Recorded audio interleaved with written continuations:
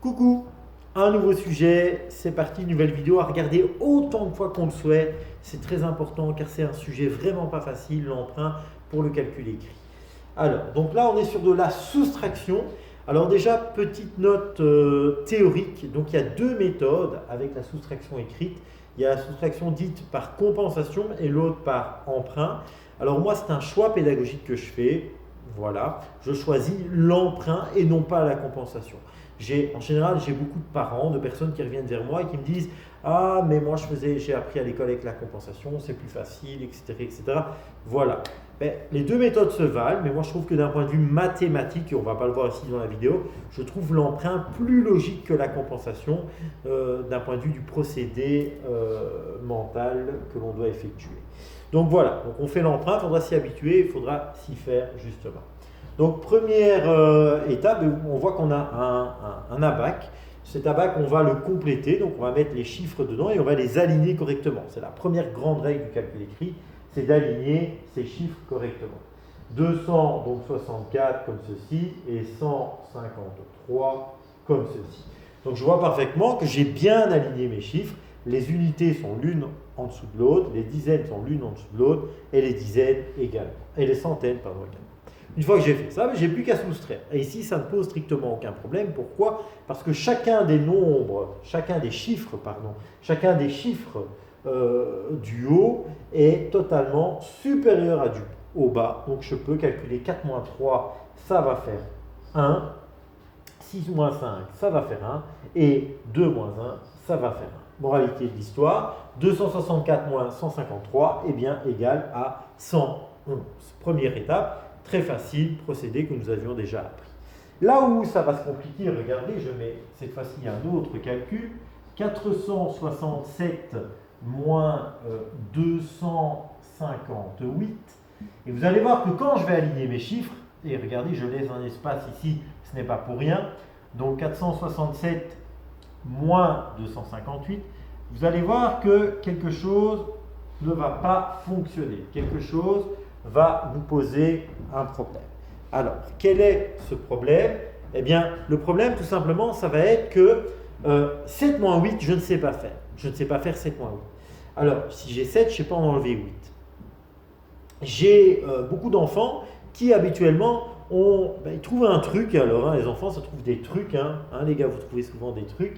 Donc, vous faites le bas moins le haut. Eh bien non, on ne peut pas faire ça. Ça pourrait être une solution, mais on ne peut pas. Parce que d'un point de vue mathématique, ce n'est pas correct. Bien que le calcul écrit dans son ensemble soit un système, une calculette, si vous voulez, qui vous permet de calculer facilement des grands nombres, des grandes opérations, eh bien, ce n'est pas pour ça qu'on peut faire tout et n'importe quoi dans un calcul écrit. Il faut bien garder à l'esprit que le calcul écrit, oui, ça peut être un truc, un système, mais qui est totalement régi par des règles mathématiques à respecter. Et pourquoi ici ce n'est pas possible de faire 8 moins 7? Parce que quand j'ai ma soustraction de départ 467 moins 258, je ne peux pas faire le deuxième terme moins le premier terme. Parce que le sens du calcul, c'est ce premier terme 467 moins le second terme 258. Voilà pour la petite parenthèse sur ce petit truc que beaucoup d'enfants font habituellement.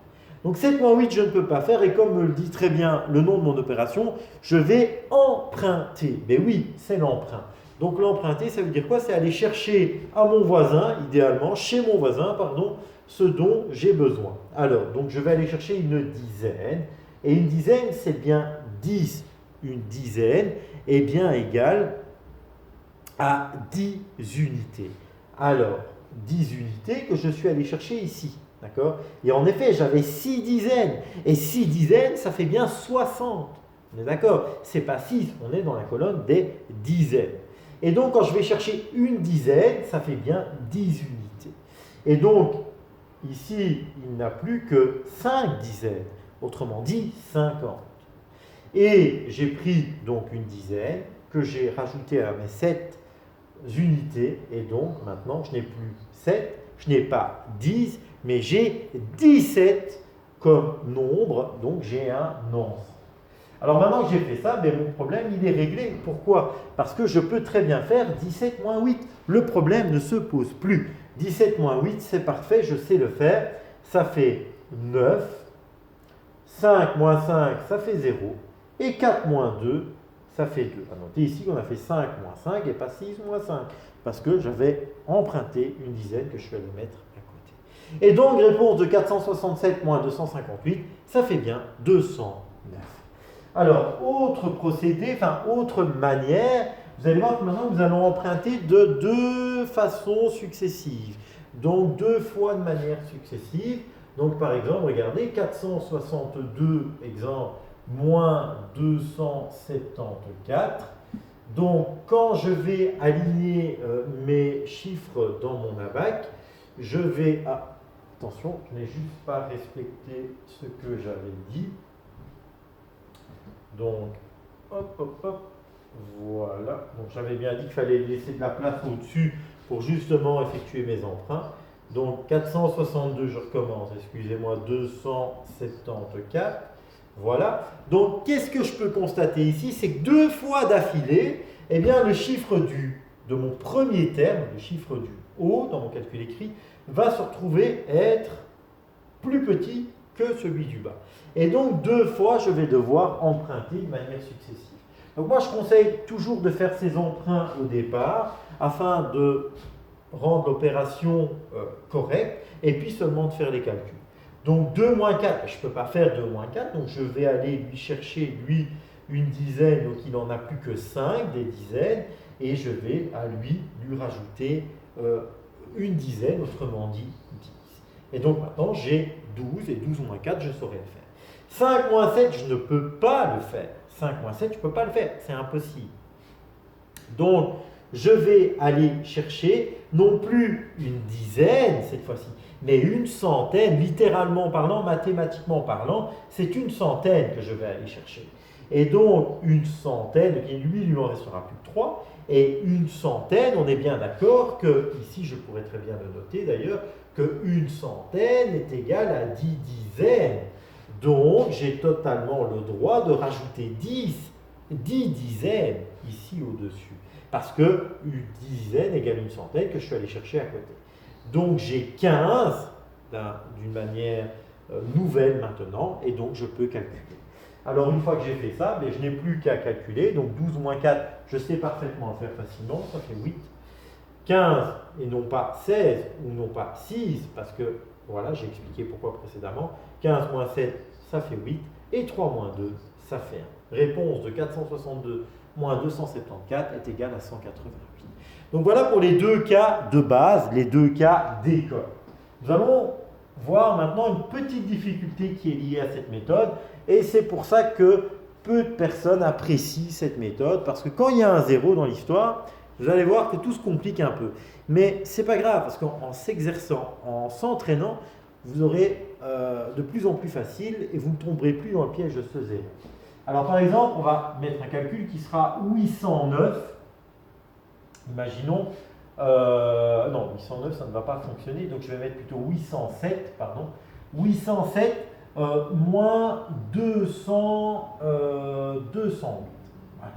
Donc 807 moins 200. Je commence comme à l'habitude à aligner correctement mes chiffres. Donc 807, donc 208. Voilà, c'est parfait. Et donc, qu'est-ce que je vais devoir faire maintenant? Je vais devoir regarder si je dois emprunter. Parce qu'il ne faut pas toujours emprunter. Si je sais effectuer le calcul, je n'ai pas besoin d'emprunter. Alors ici, donc, 7 moins 8, je ne sais pas faire. Donc, 7 étant plus petit que 8. Donc, je vais devoir aller emprunter. Donc, je vais devoir lui mettre une dizaine. Mais cette dizaine, où est-ce que je suis allé la chercher? Cette dizaine, je suis allé la chercher à côté. Et à côté, c'est un 0. Mais, alors je vais vous le dire, donc, le 0 va se transformer en 9. Parce que je suis allé chercher une dizaine dedans. Mais pourquoi? Pourquoi? Parce que quand j'ai, par exemple, ici, je peux vous montrer 100, on est d'accord, moins, on va dire moins 10, je vais arriver à 90. C'est-à-dire que mon 0 ici, avant 0, je recommence dans la série d'avant. Donc ça sera 99, 98, 97 et ainsi de suite. Mais ici, c'est un peu le même système. Donc j'avais 800 et si je vais chercher 10, ben, littéralement parlant, j'ai plus que 790, puisque j'ai pris 10. Mais attendez, 790, non. Ici, je vois 890. Donc, comme j'ai pris dans un 0 et que j'ai obtenu 9, mais que en fait, je devrais avoir 790 et que j'ai 890, je dois aussi aller enlever là. Donc ça, c'est l'explication mathématique. Alors maintenant, on pourrait parler d'un truc, mais le truc, c'est de se dire, quand j'enlève dans un 0 et que je vais, quand je vais chercher, dans un 0 et que je mets dans mes unités, eh bien tout simplement, qu'est-ce que je vais faire? Je vais aussi aller enlever dans le rang d'après parce que j'ai pris dans un 0. Voilà. Retenez-le comme ça, c'est plus facile, parce que d'un point de vue mathématique, c'est peut-être pas facile à retenir. Voilà. Alors, une fois que j'ai fait ça, je peux me lancer parfaitement dans mon calcul. C'est parti. 17 moins 8, ça fait bien 9. Et cette fois-ci, j'ai 9 moins 0, ça fait 9. Et 7 moins 2, ça fait 5. Et ce n'est pas 8 moins 2, parce que, encore une fois, j'ai pris dans un 0, et donc j'ai dû aller reprendre dans le rang d'après. C'est la logique que j'avais expliquée. Vous pouvez vérifier à la calculette. 807 moins 208, à tous les coups, je vous le promets, faites-moi confiance, ça fera 599. Voilà un peu pour cette méthode, les 3 explications. Je vous laisse la regarder à votre aise et on se retrouve pour une autre vidéo. Voilà, ciao ciao.